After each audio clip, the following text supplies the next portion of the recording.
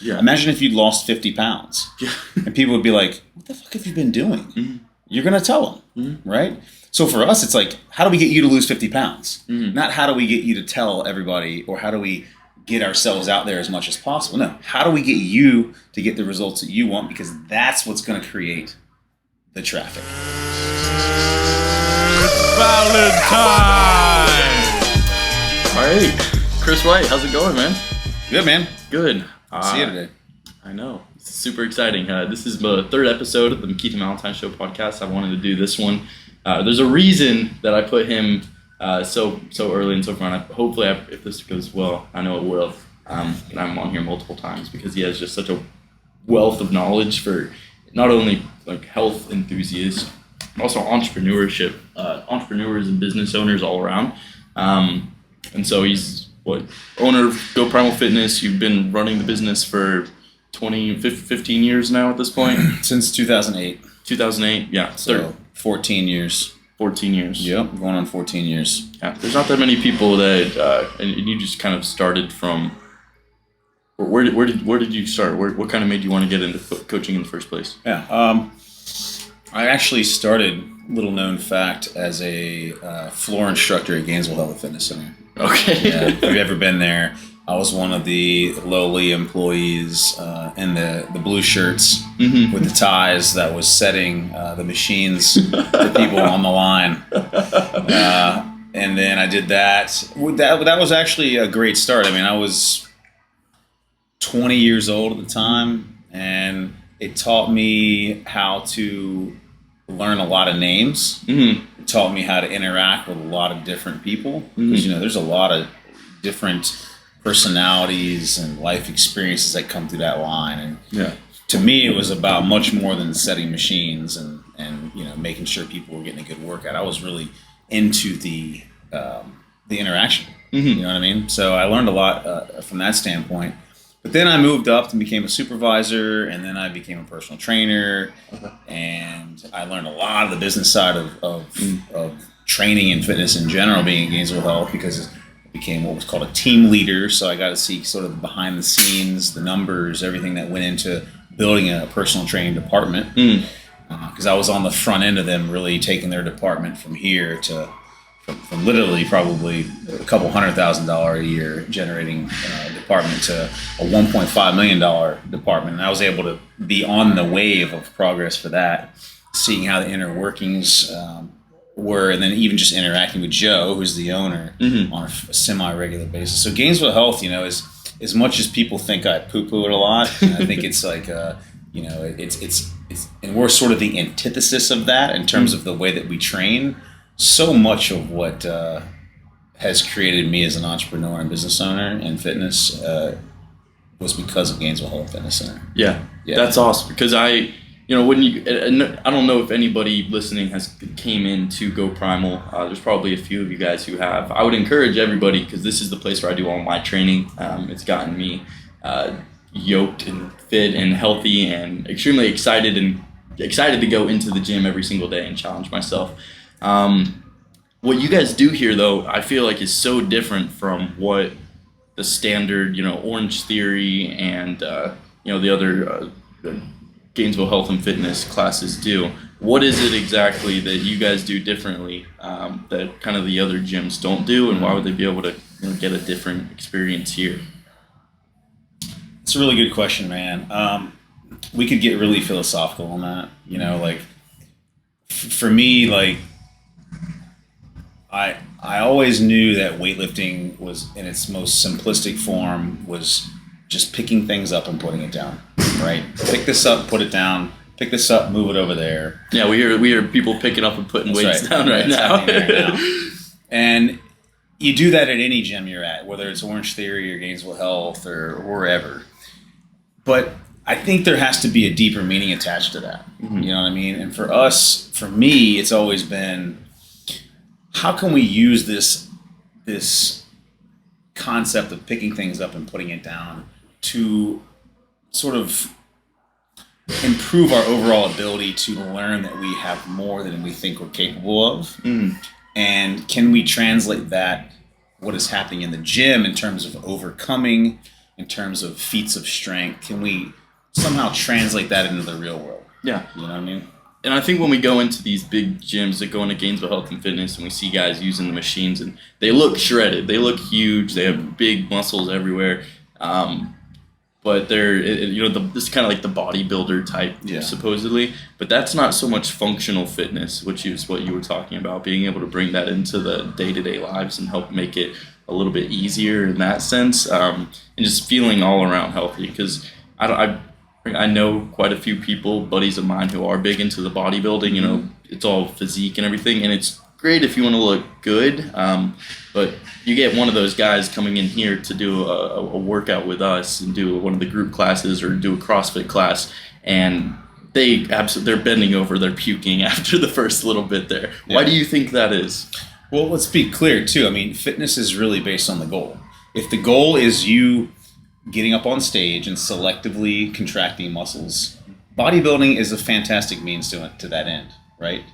But if the goal is to be overall very healthy, then you have to define, well, what is health, right? So for us, again, it's a long continuum. You have health and you have the extreme end of like sport. A lot of people mistake sport with health. Mm-hmm. What happens in CrossFit, let's say, at the highest level, what these guys are doing to prepare for that sport is not healthy. Mm-hmm. They're training 3-4 hours a day.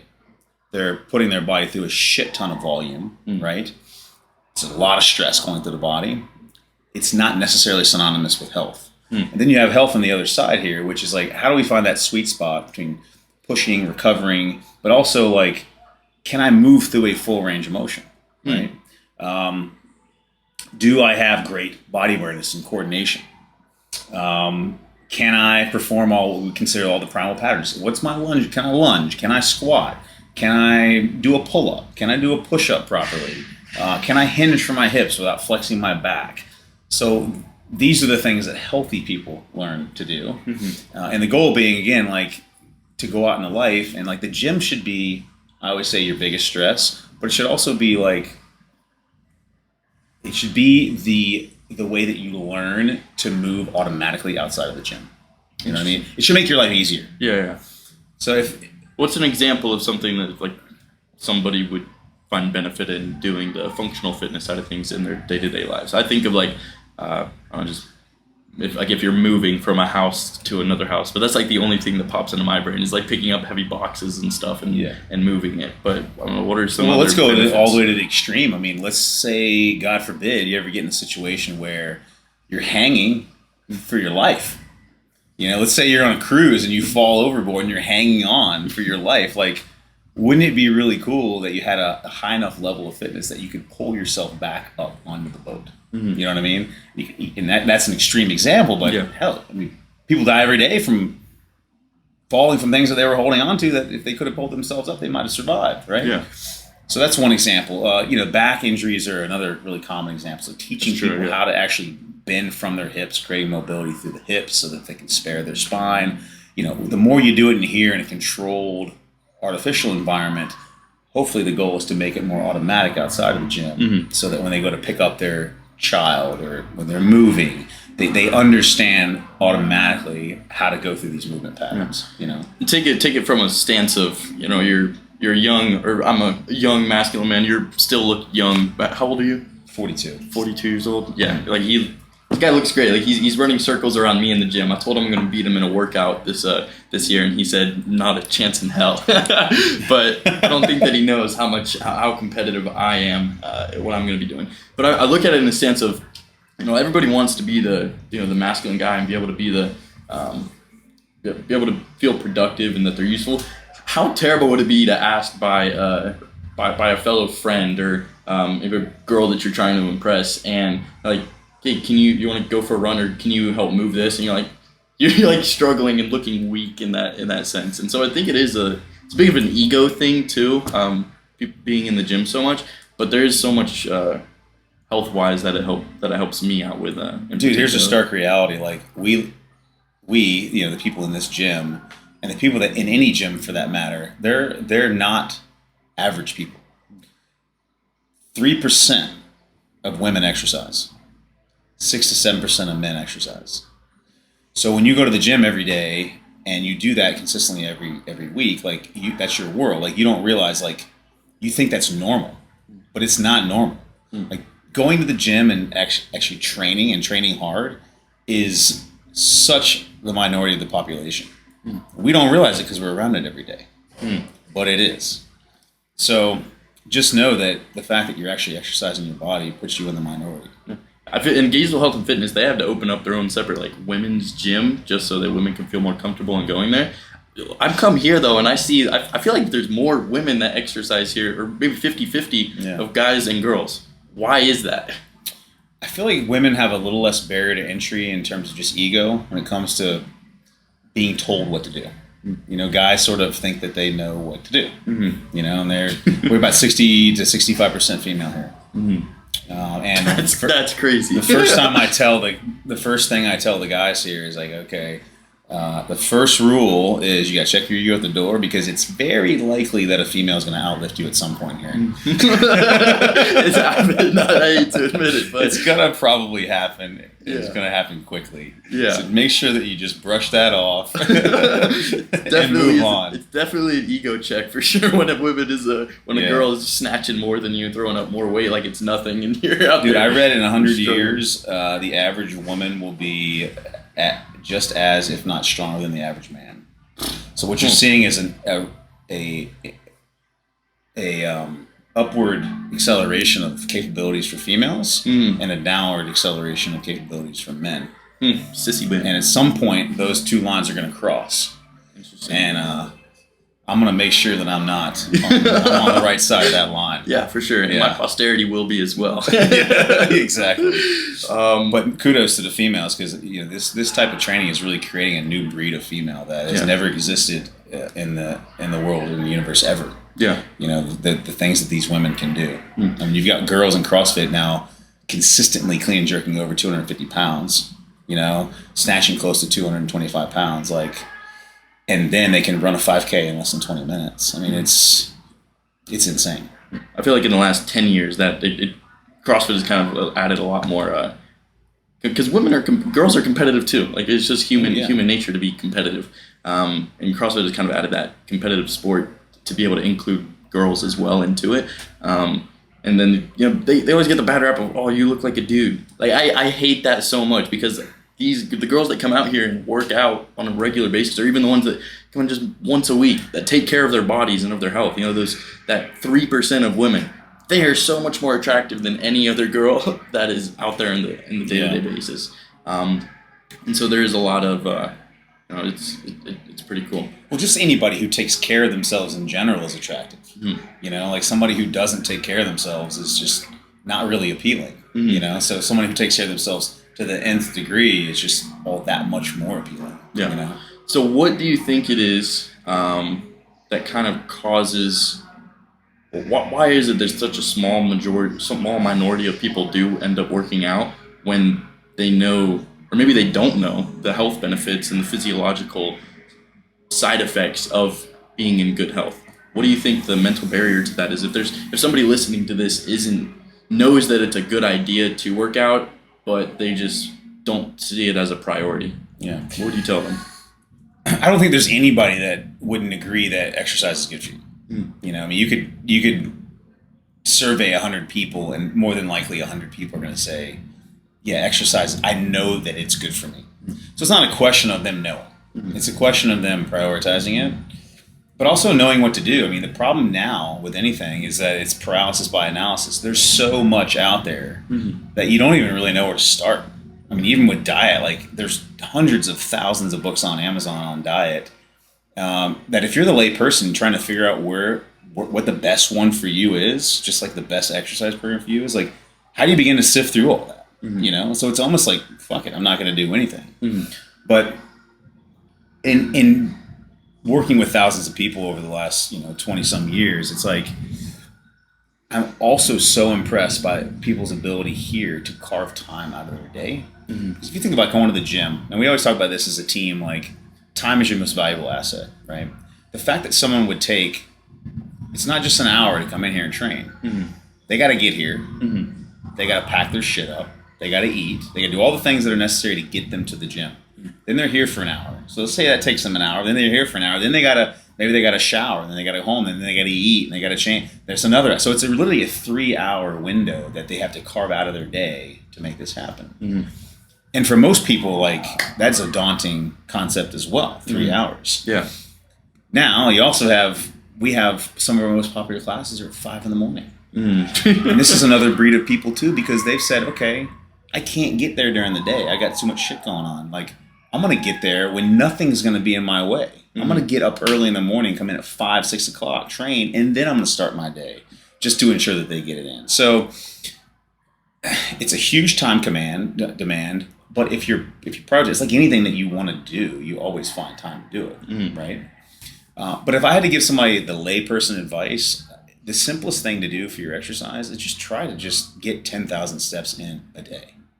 If you're not doing that, that's a great place to start. An hour walk is about, a 10-minute walk is about 1,000 steps. So you can walk a little bit in the morning, you can walk a little bit at lunch, you can walk a little bit in the evening when you get home, you can try to stand up during the day. Like, that's the best place to start before you try to do some high complexity, convoluted exercise program. Just try to get some steps in every day. Yeah. We see the thing like motion creates emotion.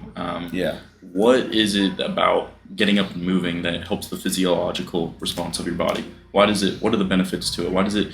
Because I have these, I don't know what the chemical terms for, like norepinephrine and stuff that's released through my body. But after I get done with a workout, I feel amazing afterwards. Why is that?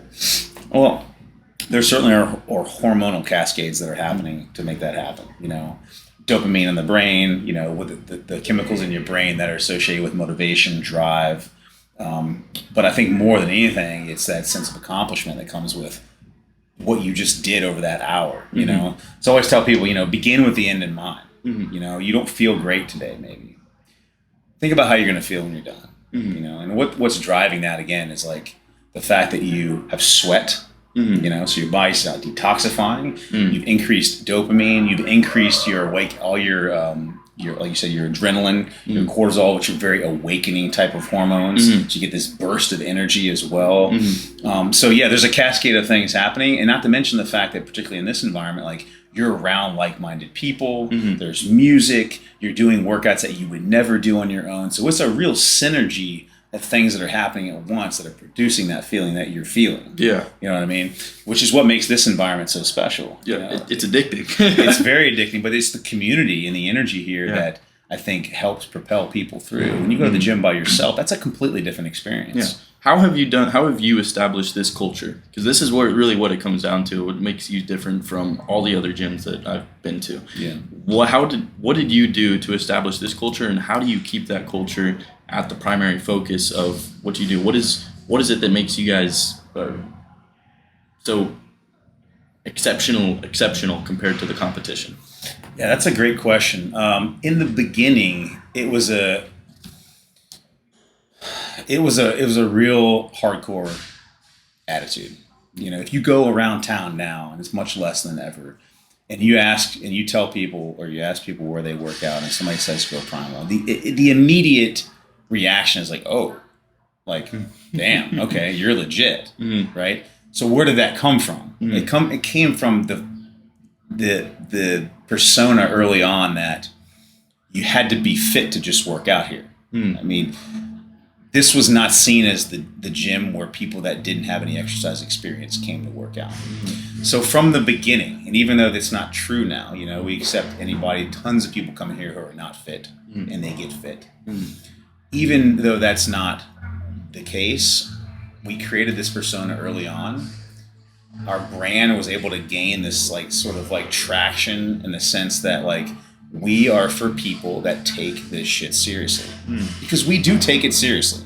I mean, this is not Orange Theory. This is not, F45. This is for people that are all in. Yeah. And we made that real clear from the beginning. What did you do in the beginning that made it clear? Was it just in the beginning it was bullshit attitude, Well, I've talked about this on many podcasts, and in the beginning, there was an evaluated process that determined if you were capable of being here. Yes. It was very much a Fight Club mentality. You would come in. I would always do an evaluation with the people that came in because, we were smaller then. Mm-hmm. Anybody who wanted to train, they saw me for an hour. Face-to-face time, get to know them, know their name, know about them. Well, more importantly, to see what they're made of. Huh. Okay. Did they have what it took? And I wasn't necessarily looking for like their fitness level. I was looking for their mindset. Mm. So most people puke during that workout, but were they able to puke and come back? Or were they just done from the beginning? I could tell they're mental midgets, you know what I mean? Versus someone who used that experience as a catalyst for motivation, right? Or did they use that experience for a deterrent or a reason to stop, or to just say, this is not that important to me. You know what I mean? So I was able to weed out a lot of people. So what we ended up having this amazing group of people who were super hardcore about fitness.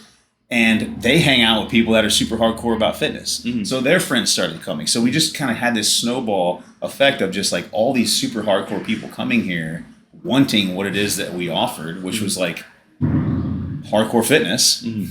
And our persona became that. Mm-hmm. Now, over the years, I realized early on that wasn't a great recipe for long-term business success.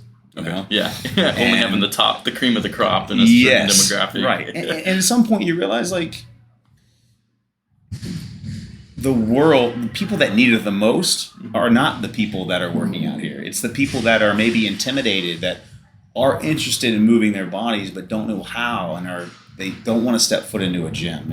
How do we get those people? Because ultimately that's the difference we want to make at this point. It's like, how do we make the world a better place? Now, how do we make fit people fitter? Mm-hmm. Like, how do we make people that aren't fit? Mm-hmm. And then fitter, and then fitter, and fitter? And how do we influence our community in a positive way? So our mentality shifted a lot in that regard. Okay. So now it's all about customer service. Mm-hmm. Like, it's all about the people that come in here and giving them a world-class experience. Mm-hmm. That is where our focus is now. It's a huge shift from the beginning. Yeah. So you started off as an employee at at Gainesville Health and Fitness. And then you kind of worked your way up the ladder a little bit, got business experience. Yeah. And then you decided, I feel like I can do this a little bit better, a little bit my own way. Yeah.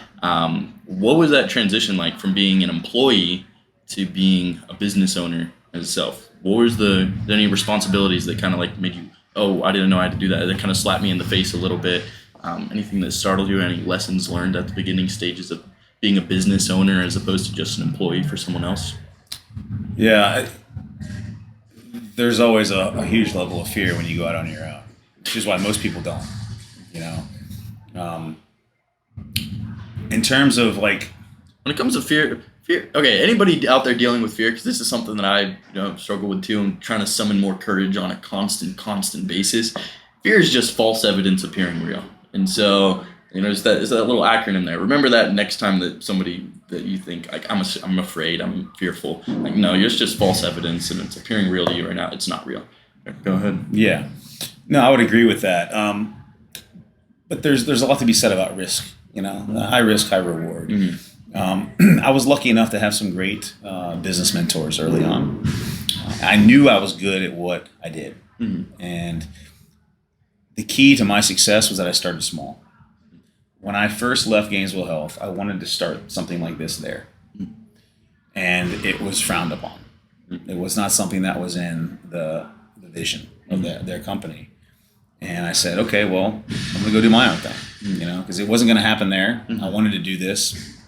So I left, and the key to my success, and I really believe this, and the key to most people's failure is that they try to start too big. Mm-hmm. They get into a bunch of debt. They buy a massive space. They have a ton of overhead. They feel like they got to be at the top of the food chain from the jump. Mm. I started in a space that was about twice as big as this office, training people one-on-one. Mm.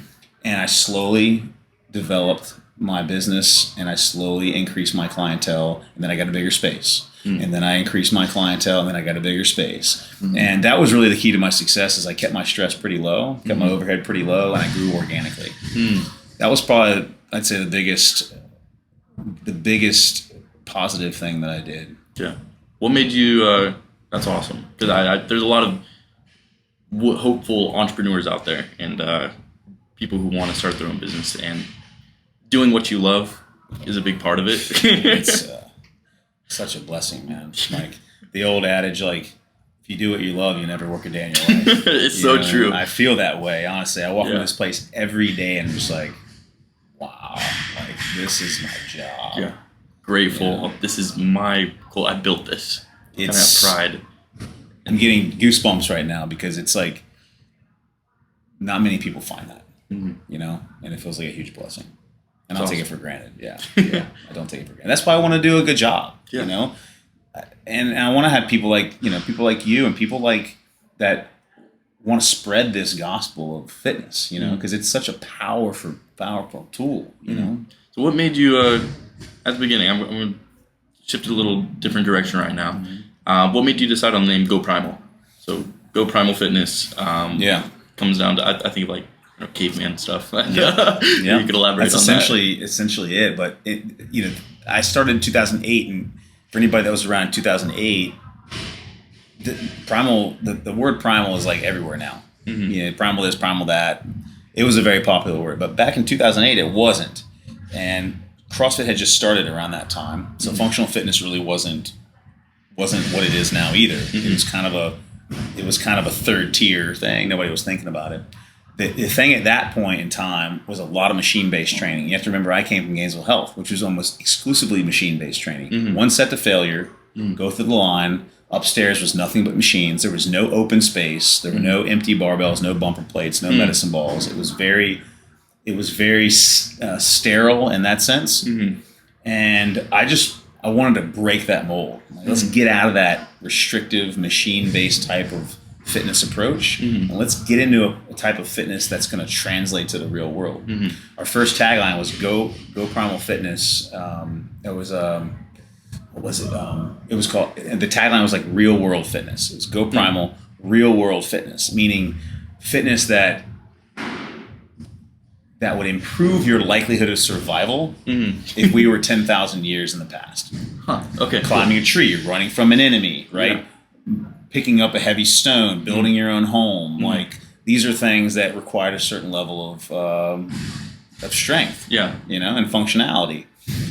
So that's where the name came from. Okay, cool. It's like what humans would look like back then, but like with the stuff that would actually help them to be like the top producer, to be able to be exactly a and survive. member. I mean, we take for granted, like, us being here is a fucking miracle. Like, what the people that came before us had to endure to get us to this point is unfathomable for all of us. Yeah, and most of us now, because we're such a group of pussies. Yeah, we're soft. We would not make it. Yeah. So those guys were tough SOBs, and they don't get enough credit. Yeah.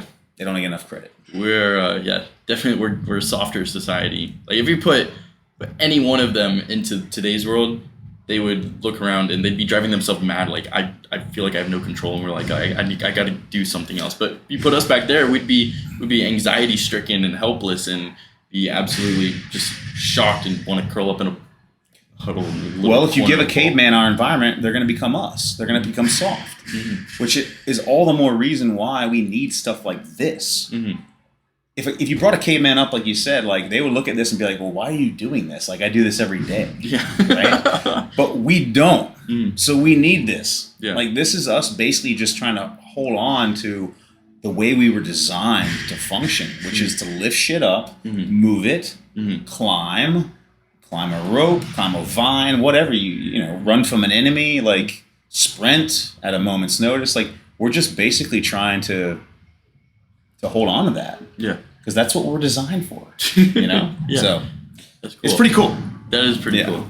I had one question slip my mind. I'll probably get back to it. If you had to pick between, like, exercise and health, I know it's kind of or exercise and diet, what would you say is more important between the two? We have a saying here. It's, you can't outwork a shitty diet. Okay?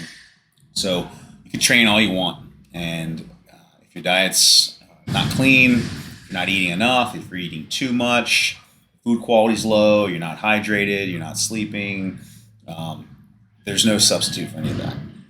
The other thing you got to remember is, let's say in any given week you train 1 hour a day. That's 7 hours in the gym, right? And you have an additional 130 plus hours in your week, right? So what's going to have the biggest impact? The 7 hours you spent in the gym, or the 130 plus hours you're outside the gym? Probably the 130 hours outside of it. Precisely. How many times a day do you eat? 3, 4 times, right? How many times you train? Once, maybe twice. So you're eating literally 2 to 3 times more than you're training. So frequency-wise, again, what's going to have the biggest impact? Diet. What you're eating, right? So without question, your diet is the biggest. It has the most impact. You look at all the like fad diets that people talk about on the internet. You mentioned getting all the books on Amazon and stuff. We talk about paleo diet. Are you a fan of the paleo diet? Yeah. It's kind of like the... It depends. Yeah. Paleo, keto, low carb, carnivore diet. I was like, that's kind of crazy out of the picture, but I still find it interesting. Shouldn't be dismissed. And then like the intermittent fasting too, like the warrior diet where you're eating like berries and nuts and stuff in the morning and stuff, and then you have a big meal at the end of the day, kind of like how the ancestors did. What do you think is the best diet? It depends. It depends. Yes. Person to person. And that is an answer that should tell you a lot, because it simply means that I've tried them all, I've used them all, and they all work and they all don't work. Depends on the client. You know what I mean? So let me give you an example. If you've got somebody who doesn't exercise, doesn't manage insulin well, in other words, they have way too much, they're making much more insulin than they need to, which means their blood sugar is much higher than it should be. Again, because they're probably, number one, eating too much and not enough of the right stuff, and they're not moving their body enough. Okay. So a low carb, pseudo ketogenic diet is going to be really appropriate for them, right? Now, on the other end of that spectrum, let's say you have somebody who's training 3 hours a day. A low carb diet is going to be suicide. Okay. Why? Because they're not going to have any fuel on board. All their anabolic hormones are going to be suppressed. They're going to feel like shit. They're not going to recover from exercise. And their sleep's going to be impacted as well. So that's why I say it really depends on the person. Some people like intermittent fasting because it's practical, right? Because they're so busy. I'm going to skip breakfast. I'm going to eat these 2 meals. And that works for them. And for some people, again, someone who is perhaps training very rigorously, it's not going to be enough time to get the right amount of food in. You know what I mean? So not appropriate for them. So I would say really it does depend. The main thing is that you find what will work for each person and tailor to them. I used to be my way or the highway type of guy with diet too. It's like, I want you to do this, and this. And if you can't do this, fuck you, you're out. I'm not going to work with you. But you gotta pick your battles with people. You gotta create success. And that's even something that we take into the gym. It's like, how do you create success? Because if you create success, what's going to happen? They're going to have some success. They're going to gain some momentum. They're going to get more motivated, more confidence, and it's going to begin to spiral or begin to snowball into the positive direction. So for some people, it's just as simple as like trying to get them to drink, a gallon of water a day. Let's do that. Okay. You got that down? Awesome. Now let's try to work on cutting all the refined sugar out of your diet. Okay. Once you can perfect that. Okay. Now let's move on. Can you have a 1 serving of vegetables at every meal? Great. Let's work on that. So there's some fundamental foundational things I think that are going to be consistent between all those diets. I mentioned water. I mentioned vegetables. Just like we said earlier, you get a bunch of people in a room or survey 100 people, most of them are going to agree that exercise is good for you. Those same 100 people, I don't think anybody in there is going to tell you that vegetables aren't good for you, right? We can all agree on that. So let's start. Can we get you to eat vegetables at every meal? So these are the battles that I am forging. I'm not necessarily trying to get anybody to eat any certain way. I'm just trying to get them to do the fundamentals. Gotcha. Teaching them how to improve their food quality. Was it here 10,000 years ago? Did a caveman have access to it? Can you pronounce a word on the label? If you can't, it's probably not good for you, right? So just simple rules like that. Right, yeah, simple rules like that. Because people, they just need simple, man. They need simple. I feel overwhelmed and like it's too much. There's all these factors and the counting your macros and your, like if you start off. If you have a super type A person, counting your macros is great because they're into it. And they're going to fucking do it exactly the way you told them. If you've got somebody who's on the opposite end of that personality spectrum, it's going to drive them insane. Am I going to make them track? Maybe not, So you got to know your client. Yeah. Yeah. First time I ever did the Bodycomp challenge was back in, 3 years ago. Yeah. Like a senior year of high school. I was still a chubby little kid, but I was working out like a good amount throughout the year, and I felt like I was making some progress. But the moment that I started doing the Bodycomp challenge, I felt a drastic change in my overall energy. I was getting my body the right nutrients that it needed. Yeah. I was excited because like, okay, I hit my macros today. Let's go. Right. I hit that goal. Yeah, hitting the goal every single day. It gamifies it a little bit. Yeah, it makes getting those little wins along the way and tracking that, it's huge. And then, you don't really start seeing results until like, 2, 3, 4 weeks into it. But then when they come, they start snowballing, and it's like results after results and results. And it was probably one of the craziest experiences doing that Bodycomp challenge. What inspired you to do the Bodycomp challenge for the gym? Well, you already alluded to it. It was the idea that I knew how important nutrition side was, and people were confused. So I said, let's come up with a program mostly for our clients. I mean, we get, at this point, it's maybe 2/3 Go Primal clients and a third of people that aren't members here that participate. But it was simply a way of educating the clients that are already here who are training so hard to get them to learn how to support their training through their nutrition, and then to accelerate the results because of that. I like that. Now, we initially started, funny story, is early on when we just moved into a new facility and we needed 10 grand. We needed it bad. And we didn't have the Bodycomp challenge, and it's like, you know what? Let me come up with this program and let's see if we can get our clientele to jump on it. I think I charged like $300 for it at that time, and we got almost 70 people to do it. Well, if you charge more money for stuff, then people will take it more seriously. Like if you give somebody a free gym membership or give them that stuff for free, they're not going to actually use it to the max that it's able to be used. There's something to that. Yeah, there's a sweet spot. I think there is a sweet spot. There's a barrier of entry price. Then there's a price where it's like, that must be really valuable, And I try to give away a lot too. Like if he's giving this amount of information out, what is he going to give me for $300? Yeah. Like he's probably going to give me a lot of good stuff. A lot of value. Yeah, a lot of value. So you're right. It's about value above all. Trying to be a person of worth, try to be a person of value. Like there's this value is something we try to really do a lot here in terms of the different types of classes that we offer, the Bodycomp challenge that we offer, massage that we offer. Everything that we do here is about creating greater and greater value. Yeah, and any guy like me or any person that goes into the gym knows that they can come to Chris, they can come to any one of the coaches, and they'd be more than happy to help them with movement or let's talk about it for just a second. Like they have no problem. Like they're not going to charge you for everything. If you want high level mastermind sort of material and really take it a commitment, then you have that option as well to be able to pay a little bit more for more knowledge and more stuff. But at the end of the day, he really does. He gives more value than anybody else I know in this industry, and so that's awesome. For you, what do you, on the same subject of diet still, last question on that, but do you have any good supplements, vitamins that people are normally deficient in that we should be taking on a regular basis? Yeah. Well, let's talk about supplements. Okay. And in a sense, are they necessary? And personally, I think they are. They are necessary. And the reason that I think that is because food is not what it once was. If you look back into even the 1950s, food is much less nutrient dense than it was then. So we're not getting the level of nutrients from our food that we were getting back then even. We're getting the fullness of the belly. It's like it fills your belly up, I feel, like with the carbs and stuff, but the nutrients is just depleted out. It's watered down. Well, the soils aren't what they used to be. I mean, again, like if you can't get it from your food, you got to get it from somewhere, right? So just a really good broad spectrum multivitamin is what I would just consider nutrient insurance, just to make sure you get your basic nutrients from a multivitamin. Really important. But the other reason we need nutrient or supplements is because of our stress levels, and the ability to detoxify.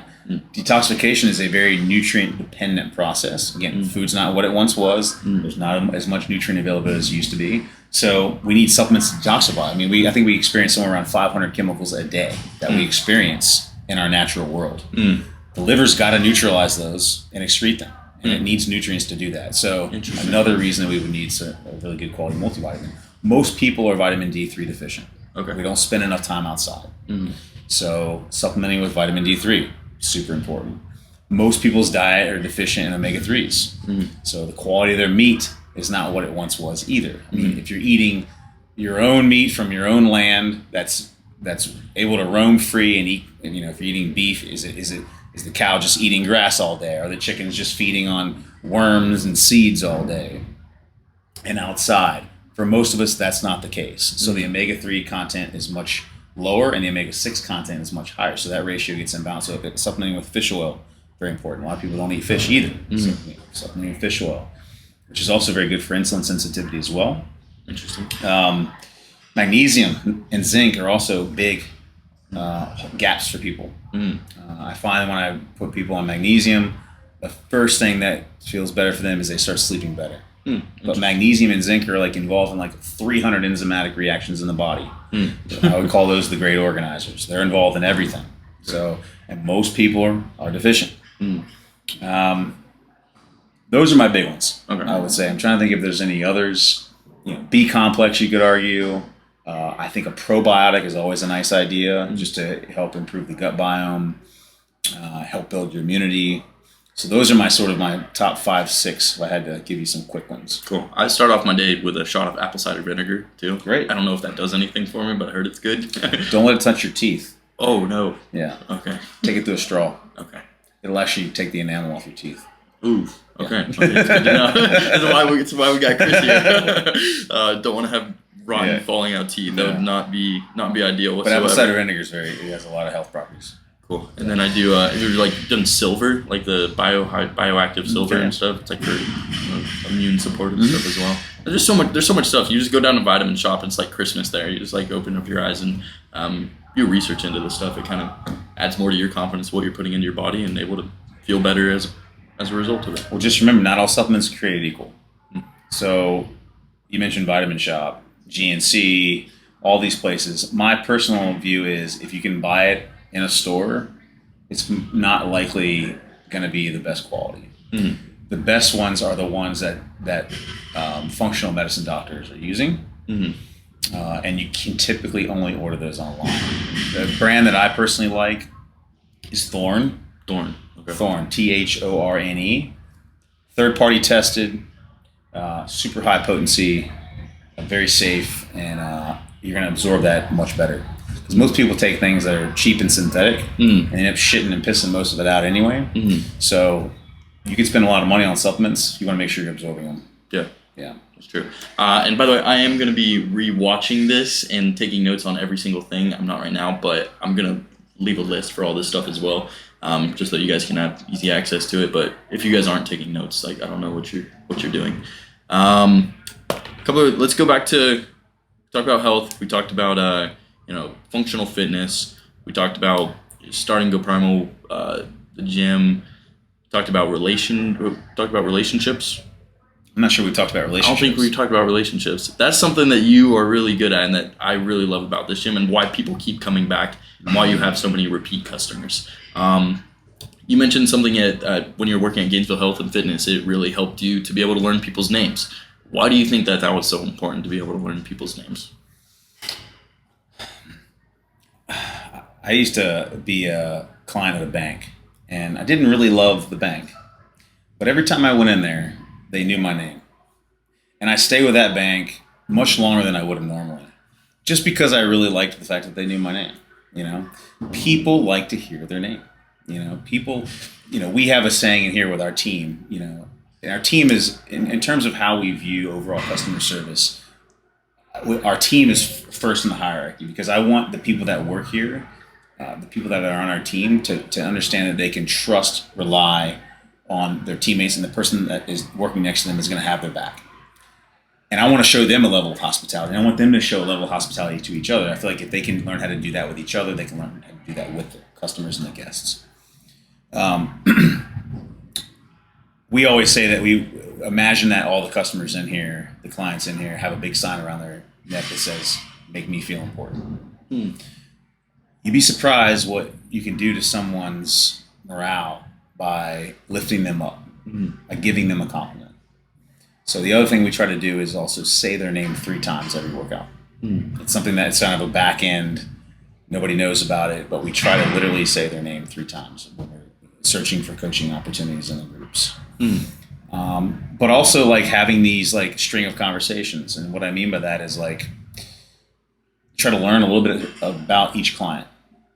If somebody tells me they went on vacation last week, I'm going to make sure the next time I see them, I ask them about that vacation. Or if I see a vacation on social media, I'm going to ask them about that vacation. So we call this connecting the dots. You know, lifting up the rocks to see what's underneath, get to learn these people, what makes them tick, who they are, and then trying to connect the dots of who they are with what they're doing every time that they're in here and building these relationships. It's all about relationships. That's what life is all about. We're nothing without our clients.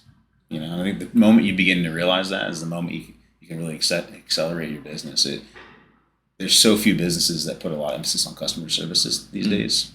And I think that's a real tragedy, in my opinion. Yeah. When you look at business structure as a whole, if the goal of your business is to make as much money as possible, you're not going to hit that at all. You're going to be squandering. Absolutely not. But if it's to give more value than anybody else, and it's to form relationships and to care about your customer like nobody else is willing to, then you're going to have much more success than anybody else, and the money's going to come as a no doubt, man. Like the crazy thing is we don't advertise, and the only reason we get away with that is because we realize that we have 400 walking billboards, and we put all of our energy into giving them the best possible experience and getting them the best possible results, and everything else takes care of itself. You know, it's an amazing system. Yeah.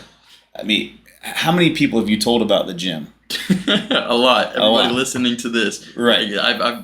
I've tried to get so many people to come in and work out because I know that the impact that it's had on me is like the value that this gym has provided for me has been like, how could I not share this with other people I know who are having you're chomping at the bit to share it with people. Yeah. Imagine if you'd lost 50 pounds and people would be like, what the fuck have you been doing? You're going to tell them, right?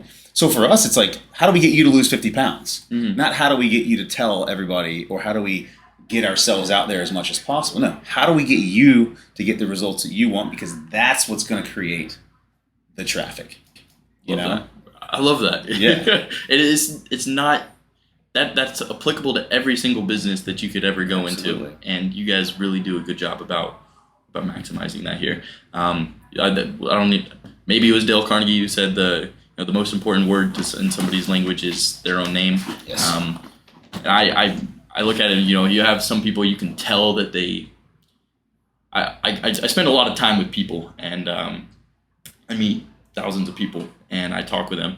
And, you know, if I'm cold contacting people on college campuses, just, trying to get to know them to see if there's any value I can add to their lives, I ask them, hey, what's your name? But I only ask them what their name is if I actually care to remember what their name is. But then I see other people who feel like it's just a courtesy to, oh, what's your name? And then like 5 seconds later, they have no idea. It just goes in one ear and out the other because they don't care at all. Right. And so it is something that is extremely important because it shows that you care. You know, if you ask somebody what their name is, you repeat it in your head 5 times, then you try to use it in the next 10 seconds, and then you try to use it again like the 3rd time. Yeah. Really, it's the little things, but it's all relationships. What do you have any? What do you tell the people who say like I'm really bad about remembering people's names? What do you tell that person? Not an option. They're not bad at it. They just never worked at it. Yeah. I don't think they care. Or they don't care. Yeah, they don't care. Yeah.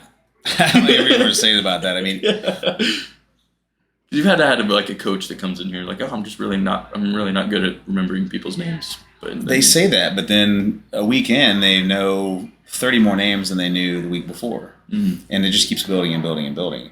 That's why it's so important to interact with the clients on a regular basis, because you learn their name. And we tell them, if you don't know their name, introduce yourself. It's very simple. Nice. It's very simple. Cool. Couple more questions here. Ask you about the struggles starting your own business. I asked you about your entrepreneurship journey. What advice would you give to your younger self 10, 15, 20 years ago? If you had 20-year-old Chris walk into this room right now, piece of advice, what would you tell them? You know, it's an interesting question because all the mistakes that I've made have brought me to this moment. You know what I mean? And I wouldn't want to change any of that. I think what I would probably just tell myself, and this is what I would tell a lot of people, is you got to just believe in yourself more. You know what I mean? It's so easy to doubt yourself. And I probably could have been at this moment a little bit sooner, but maybe another piece of advice would be just like, don't be an asshole, you know? Or don't be an asshole. I was such a cocky asshole when I was young. And I don't think that's unusual. You don't think that benefited you? Well, in some ways it did, but like there's so much ego in this industry, you know? And I wish earlier... Just this industry. I know, yeah. I just wish earlier on I had been more keen to just like wanting to help people, you know? It was more about like upholding a reputation early on, you know, and that's never a good way to operate, you know. And then just having better balance in my personal life. You know, this is something I'm passionate about now. It's like I wanted to ask you about that. Yeah, this idea, and we talked a little bit about this briefly. It's just most people are one-trick ponies. You know, I talked about that being a one-trick pony. Is like they're really good at their job, but they suck as a husband or they suck as a father, and they don't take care of themselves. Or on the other end of the spectrum, like maybe they do a great job of taking care of themselves. They exercise all the time. Maybe they spend good time with their family, but they're terrible at business. They don't know how to make money. You know, there's very few people that are the four-headed monster. You know, the healthy human weapon. You know. The training machine, right? Who eats good food, takes care of themselves, sleeps, prioritizes their health. The incredible husband, you know, who father, friend, you know, having great friendships and watering those friendships, being present with your children, being present with your wife, dating your wife, you know, things like that. And then being a phenomenal business owner. You know, if you throw entrepreneur in there, you have to be fucking crazy to be married, to have children, and to own a business. It's just fucking crazy. It is a challenge like no other.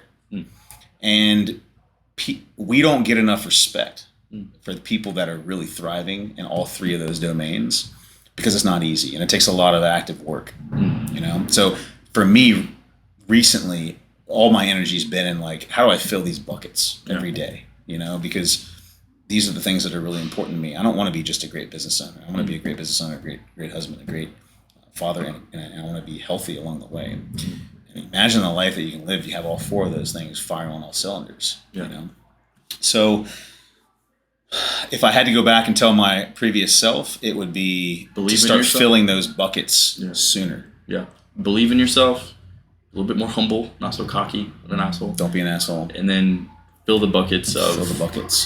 Having great physical health, taking care of yourself, relationships with your wife, your kids, your friends, be business minded, being able to fill all those, and then mentally, self-growth, personal development, spirituality. You know, that was part of it. You know, I meditate every day. I do some writing every day, free writing. Interesting. And I always take time to write down things I'm grateful for. In business, in my personal life, and then some sort of like simple pleasure, you know, like clean water or a hot shower or, you know, clean sheets at night, you know, just simple pleasure. So the spirituality component is very big as well. Couple last questions here for the rapid fire. You ever heard of the Wim Hof Method? Yeah. Breathing? Okay. Do you ever do any sort of deep breathing exercises? Every day when I meditate, you know, I practice kind of box breathing, you know, 4 in, 4 hold, 4 out, 4 hold. I like that a lot.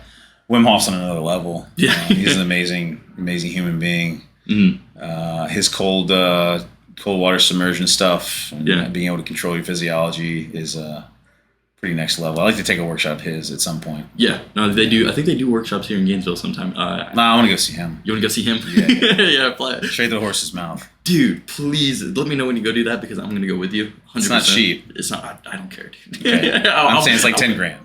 I'll find a way. I'll find a way. Where there's a will, there's a way. Okay. Like you got to go learn. You got to go learn from that guy. Awesome. See, what makes you a great coach? Empathy. Empathy. Okay. You want to elaborate on that? Just being able to relate to people, meet them where they're at. Children did that for me. Just understanding that nobody's going to have the perfect scenario, and we're all doing the best we can.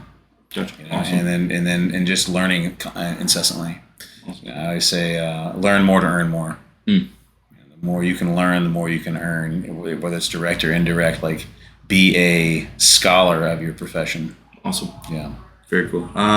Sleep is something that I struggle with. You talk every single day. You get up at 4:30, around 4:30. Between 3:30 and 5. Yeah. Between 3:30 and 5. How do you do that?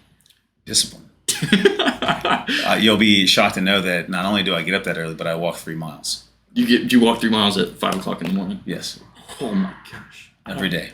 And in that time, I listen to books. Is that you do that because that's something that's important to you, or because it's like something that you must do in order to? I got the idea from somebody one of my mentors, and I tried it. So I got up early and I started walking. First of all, the weather right now is remarkably amazing. Beautiful. Stars, moon. I mean, it's hard to beat. Yeah. And I started doing it, and then I just couldn't stop. I started to look forward to it every day. I'm like, oh my God, I can't wait to get up in the morning and take this walk and do these books. So I've been able to get through about 6 books a month. And then if I walk 3 miles a day, I'm doing it 5 mornings a week, because the mornings have to be here at 5. I don't do it. So I'm walking 15 miles a week. I'm walking 60 miles a month. I'm walking 720 miles a year. That's a decent amount of miles. It's insane. Yeah. And 6 books a month, 70 books a year. Yeah. On top of what you're already doing. On top of what I'm already doing. Yeah. Crazy. So, yeah. What do you tell me if I can't wake up before 9 o'clock? Like 9 o'clock is like. I think successful people get up early. I'm not going to sugarcoat it any other way. Yeah. I think there's a lot to be said about waking up early and creating the day that you want. And you got to honor your rhythm too. Some people are more inclined to be morning people. Some people are more inclined to be evening people. But if you look across the board, most people that are super successful are up early, creating their day. What did Jocko Willink say? Up before the enemy? Up before the enemy, 4:30 every day. Yeah. Right? I mean, think about it. Like, I saw this clip on social media the other day. It was one of those guys, and he was saying, you can't get up at 7 o'clock in LA because the stock market's been open for 2 hours, and there's people making decisions that are affecting your life, and you're still in fucking bed. Like, That's weird. You need to get up and get after it. I love knowing that I am up before everybody. It feels like a competitive edge for me. That's why I do it. Awesome. You mentioned books. What are some of your favorite books? Oh, shit. Well, I think the Bible for most people is Napoleon Hill's Laws of Success. That's a must-read for everybody. It's very dense. It's like 700 pages. I highly recommend that. I read a whole lot of different books. What a wide library. It's so vast. I'm into a lot of like spiritual healing stuff right now. I like a lot of Abraham Hicks. I don't know if you've heard. It's a she. I read a lot of books on wealth and gaining wealth. I like fiction too a little bit. Things like epic stories like Atlas Shrugged and things like that. Name of the Wind.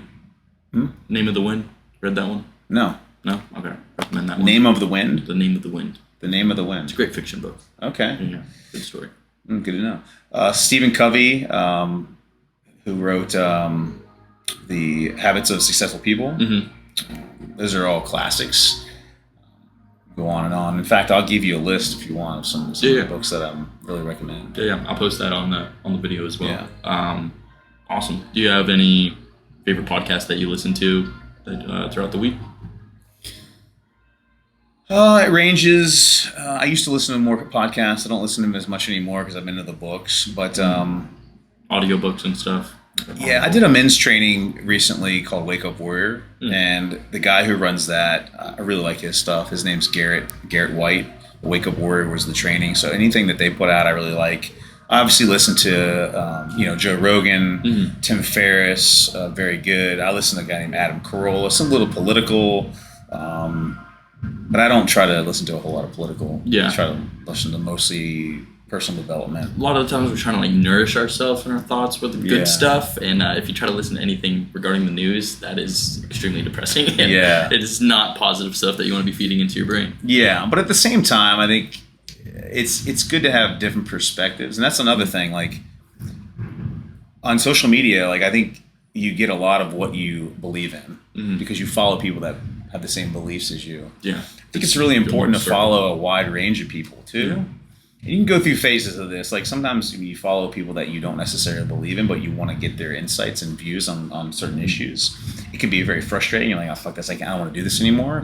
But I think it does lend some insight to do that just for a little while, just to see the other side. Joe Rogan's really good about that too. He's got a wide range of guests. He doesn't have a super close-knit circle like everybody thinks like him. He has everybody from... Yeah. I think that's why he's so successful, because he's actually appealing to a wide audience because of the variance in his guests. And he's a realist. You think like, oh, we actually have more common than what the news is saying that we do. The news is saying that we have everything. We're completely different, but then they were all humans, and this is how we connect. Especially in that long-form conversational setting, like it's the way we're designed to communicate, And it's cool that podcasts are coming back because we're so wrapped into like 3 to 5 second bits. Boom, boom, boom, boom, on to the next, on to the next, on to the next, on to the next. Right. So listening to a 3-hour conversation or having a 3-hour conversation, having a 1-hour conversation, like it's a lost art. It is. Yeah. It's way cool though. I've really been enjoying this. This is like a testament to that. Awesome. What is the thing that brings you happiness? What's the key to happiness? Very broad question. I think the key to happiness is being happy no matter what's happening around you. Nice. Being present in the moment. Just know that life is happening for you and not to you. Yeah. And that everything that happens is happening for a reason. And one thing that I've done as I've gotten older, I'm not a super religious person, but I've really learned to just let go and trust a lot more in just the things that are happening around me. And that's been a very liberating feeling. Yeah. And not getting my feathers ruffled. Just being happy no matter what. Yeah. So I'd say that. Awesome. Good hobbies that you enjoy in your free time? Yeah, funny enough, I actually enjoy coloring. Okay, I love that. Do you like colored pencils, crayons, markers? What are we talking Markers. Here? I have several adult coloring books. Okay. Where it's just, I have one that has a bunch of cuss words in it, and they're just written in really cool ways. I have one that has Celtic symbols in it. What? I literally can just zone out and color for 30 to 40 minutes and not think about anything, which is why I like it. And I'm just focused on coloring. That's freaking dope. I know, just coloring perfectly. Making it look beautiful. I'm good on that. Actually, I'll let you know what I think. It's cool. I've always awesome. Try that. I will. And then I like to play guitar, so I do that I try to get about 30 minutes a day. Nice. How do you find the time? You can't find it, man. You have to carve it out. You got to make time. Usually in the evenings. My kids go to bed. And instead of, watching TV or something, or I may have a game on in the background, I'll just, I'll jump on YouTube. I might learn a new song. I might practice a song that I've been working on for a while. Usually in the evenings I do that. Nice. What's a song you've been practicing for a while? I like artists, I like a lot of Chris Stapleton. I actually like country music, learning country music on the guitar. But I like Dave Matthews. I like Tyler Childers. Those are the types of things that I like to play. Even classic rock, things like that. Awesome. Very cool. And writing. I like writing. Sweet. Last question here before we end off. What is your why? What motivates you? What is the reason that you get up in the morning? What is that thing that makes you hungrier than the next person?